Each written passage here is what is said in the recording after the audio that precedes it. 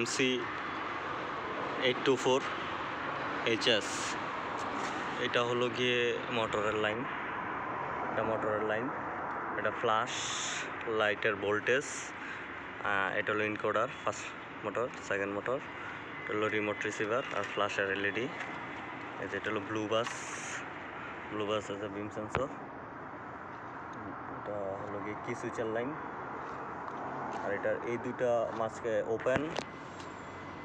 Open এবং স্টপে চাপ দিয়ে ধরলে এবং LED জ্বলবে, এবং স্টপ এবং ক্লোজে চাপ দিলে তারপর প্রোগ্রামিং নেবে কি সুইচ। আর এখানে আছে same positive negative encoder line লাগানো হয়েছে এভাবে।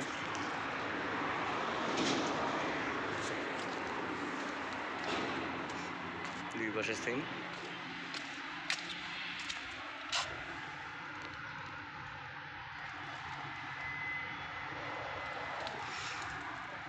শীট দিয়ে ঠিক এভাবেই লাগানো সব।